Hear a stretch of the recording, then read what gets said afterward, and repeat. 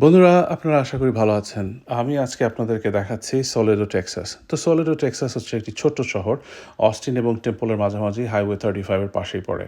তো যাই হোক, সেটা ইম্পর্টেন্ট না। ইম্পর্টেন্ট হচ্ছে শহরটা। শহরটা আসলে একটা কলেজের নামের অনুসারে করা হয়েছে বা কলেজটা ১ম তৈরি হয়েছিল এবং সেই কলেজের ঘিরে এই শহরটা তৈরি হয়েছে ১৮৫৯ সালে।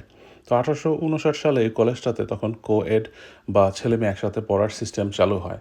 ওই মুহূর্তে ১৮০০ সালে মেয়েদের পড়াশোনার ব্যাপারটা ছিল একটা কোয়েশ্চেনেবল জিনিস। মানে সাধারণভাবে দেখা হতো না। এটা আমেরিকাতেও।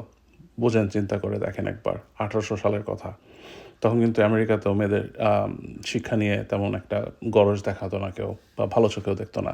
তো যাই হোক, সে সময় এই সলেডো কলেজটা বিশেষ করে এটার একটা উদ্যোগ নেয় যে মেয়েদেরকে পড়ানো হবে এবং তার সাথে আমেরিকাতে যেমন নিউ ইয়র্ক, কানেটিকাট আরও বিভিন্ন স্টেট আছে, তাদের এখানেও কিন্তু অনেক কলেজ একই রকমভাবে সিস্টেমে চালু হয়েছিল এবং সেটা ইন্সপায়ারেশন বা সেই ইন্সপায়ার্ড হয়ে এখানে কলেজটাতে হয়। তো এখানকার অধিবাসীর সংখ্যা রয়েছেন প্রায় ২৫০০ মতো।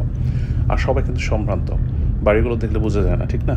এদের কিন্তু একেকজনের ইনকাম প্রায় একেকটা পরিবারের ইনকাম এখানে ১.৫ থেকে ২ কোটি টাকার মতো। আর মজার বিষয় হচ্ছে যে এখানকার বেশিরভাগই এডুকেটেড।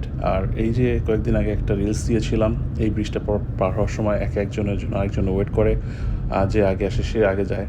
তো এটার একটা কারণ আমি হিসেবে ধরি, যেটা হচ্ছে বিকজ অফ এডুকেশন, রাইট? তারা বেশিরভাগই শিক্ষিত। আর এটা হচ্ছে আমার থিঙ্কিং, বাট আপনি you're welcome to put your thoughts নাও।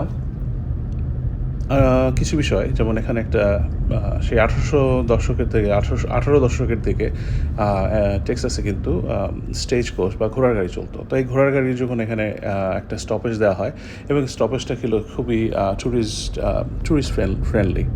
তো ট্যুরিস্টরা এখানে থামতো এবং শহরটা আস্তে আস্তে পপুলার হয়ে যায়। এখন বর্তমানে একটা ট্যুরিস্ট স্পটের মতো। এখানে গলফ ক্লাব আছে, এয়ারপোর্ট আছে, ছোটো প্রাইভেট বিমানের জন্য, কারণ এদের বেশিরভাগই প্রাইভেট বিমান অন করে এই শহরের। কি অবাক হচ্ছেন? আমি অবাক হয়েছি। তো যাই হোক, আশা করি এই ছোট ভিডিওটা আপনাদের ভালো লাগলো। তো আমি চেষ্টা করব সামনে আরও সুন্দরভাবে আপনাদের কাছে এরকম ছোটো ছোটো শহরগুলো ইনফরমেশন সহ তুলে ধরবো এবং significantly why they are important. আশা করি আপনাদের ভালো লাগবে। আর সাথে থাকুন আর দেখতে থাকুন।